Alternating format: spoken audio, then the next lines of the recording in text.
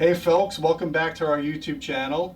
I'm Gene Delasala, I'm the president of Audioholics, and today we have... Hugo Rivera, Vice President of Marketing.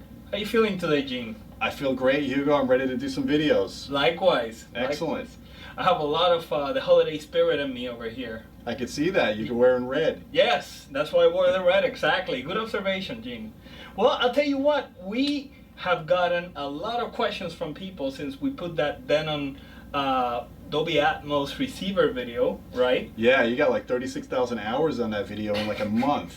That's pretty crazy. It is pretty insane. And we've been getting a ton of questions. You know, people are wondering, how do I know when it's time to upgrade my receiver? Which is a solid question, you know? You know, that is a great question because it's information overload out there. And honestly, the major players, the receiver manufacturers, they go through 8-month product cycles. I mean, while they're releasing one product, the next generation product's already in production, ready to go out 8 months later. That's how crazy it is. Absolutely. Obviously, that confuses a lot of people. It confuses me, and I'm in the industry. I've been in this industry for almost 20 years. So yeah, you know, I think the best way to figure out when it's time to upgrade a receiver is to just ask yourself a couple of basic questions. You know, question one, are you using this receiver for 2-channel audio or using it for surround sound? If you're using it for 2-channel audio, then, you know, what the heck are you going to upgrade it for unless you need more power? Exactly. More power, Captain. I need more power. So, you know, the next question would be, and this is a pivotal question in my opinion, does your receiver support HDMI? Yeah. Because if it doesn't support HDMI, you don't have the latest codecs and surround sound. You're not supporting that. You're not supporting high definition video. I mean, Blu-ray players now with the Sunset Protocol, there's no more component video outs on the new Blu-ray player. So if you want 1080p, you got to use HDMI. Right. So if you're running a surround system, you got a high definition TV, and you want the full high def experience from audio and video, you absolutely need an HDMI receiver, at least HDMI 1.4 or newer. Right. Okay? So if you're sporting an old receiver with composite video and S-video, it's time to put it on eBay and do an upgrade, in my opinion. That's a good one. How about Dolby Atmos, Gene? What do you think? Well, here's another question you gotta ask yourself. If you're running a new receiver that's HDMI 1.4 or greater, you already have true Dolby True HD and DTS HD. That's uncompressed, very high quality multi-channel surround sound. Unless you're planning on adding discrete height channels in the ceiling, because you and I both don't agree with the bouncing sound like with billiards. Yeah, we don't like that. Unless you're, it's not that we don't like it, it's just that it's not accurate. Yeah, I mean, it just makes it, we don't believe in. We don't believe in gimmicks. So if you want something that's got high quality, you already have a high quality speaker system, why are you going to want to bounce sound? Yeah. If you're planning on doing discrete speakers in the ceiling and you're planning to support the height channels, then yeah, maybe it makes sense to upgrade to Atmos. But if you're only running 5.1 or 7.1, I see no reason to go and upgrade and waste your time and waste your money on taking an old receiver that's working great and upgrading just because you got the new moniker Atmos. That's true, especially when we don't have that many movies. I think the only movies we have right now are the Transformers and the Teenage Mutant Ninja Turtles. Yeah, we're scraping the bottom of the barrel of plots just to get whiz effects.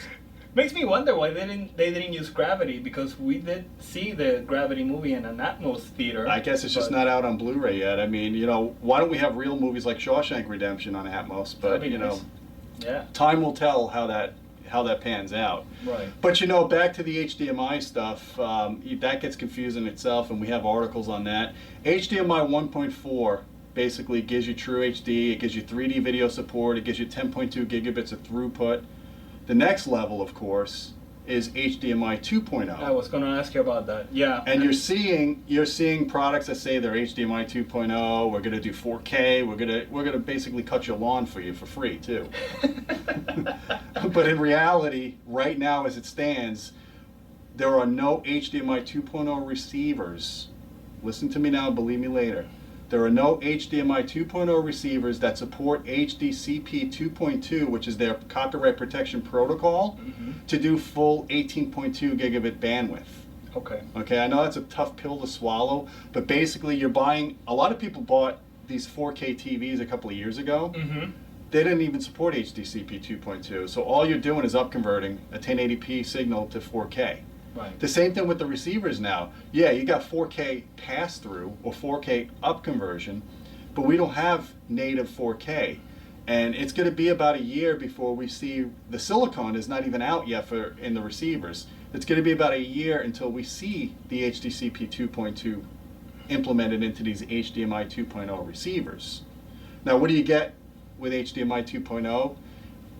Allegedly, you get native 4K resolution, or you could stream dual 1080p video streams independently, and you get up to 32 channels of audio. So, you know, when Dolby releases Atmos 2 and they're going to tell you that you need speakers on the ground now because you need ground, ear level, and height, with HDMI 2.2, you're going to have the ability to put 32 speakers in your room. Good luck convincing the better half to do that. Yeah.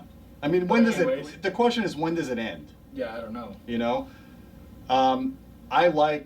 Personally, I like buying a really high quality receiver that's got a solid amp section in it, good DACs, and I use the thing until it's done. Yeah. You know, I mean, as long as you've got the uncompressed audio from True HD, Dolby True HD, and DTS HD, I mean, that's like Sonic Nirvana right there. Mm-hmm. You got all your HDMI switching.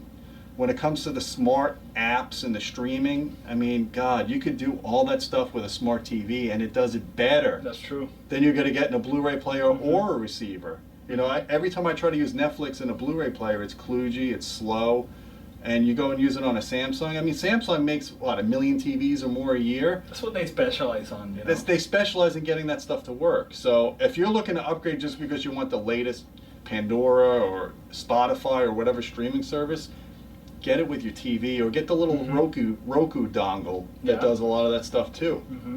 Mm-hmm. Yeah, leave the specialties like that to the specialists, you know. I agree, yeah. I mean, what you should be focusing on in a receiver is the quality of the amp section, Mm-hmm. you know, the basics. You want to have the HDMI at least 1.4, of course the 2.0 is coming out. You want to have plenty of inputs that you need to support your audio. Yeah. You want to have extra zones if you want to do multi-zone. I mean, that's kind of Absolutely. the stuff you need to look at when you're buying a receiver. Yeah, let the receiver do what it does best, you know. Right. Yeah. And you know, people are rushing for 4K, but where's the 4K signal? I mean, there's no 4K streaming right now that's native.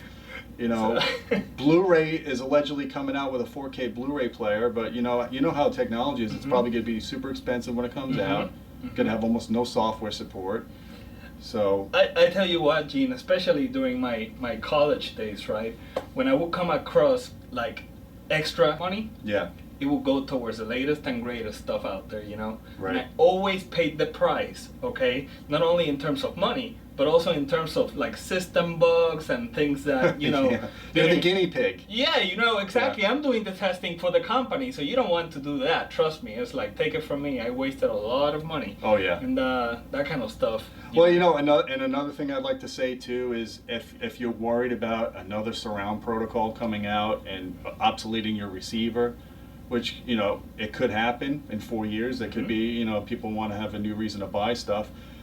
If you're buying a high-end receiver, get one that has external inputs, multi-channel inputs, because if you get a Blu-ray player 5 years from now that does Atmos 2 or Oro 3 or whatever, chances are they'll have a high-end Blu-ray player will have analog outputs you could plug into the receiver, and you could let the Blu-ray player do the decoding for you. Or in some cases, if it's HDMI 2.0 that you're getting eventually, I'm sure it could be converted to PCM through the Blu-ray player, and then it just sends a PCM bit stream to your receiver. So don't worry too much. I mean, we're at the point, in my opinion, on diminishing returns in surround codecs. I agree. Because people have such poor speaker placement, they usually have poor room acoustics, and they're usually buying mediocre speakers. I Yeah. mean, it's not saying this to be insulting, but most people have the budget placed at the TV. They'll spend $4,000 on a Yeah. TV, It's but true. then they want a surround system for $500 with the receiver included. Yeah. And they're worried about Atmos. Okay. Just well, if you get the Atmos speakers, that blows your whole $500 budget right there. Yeah, exactly. You know, For so- a licensing fee. So just Yeah. be careful with that. Awesome, Gene. Anything else you'd like to add? I think this has been some very informative to people. I think this cuts through the chase. Yeah, you know, I recommend you look at our reviews. We are the most in-depth in terms of measurements and analyzing operations of receivers, and you know, go to our forums, ask our forum folks. But the major brands, we cover the major brands, and you know, they all have really good options out there now, and it's a great time to be a consumer buying a AV receiver. I agree.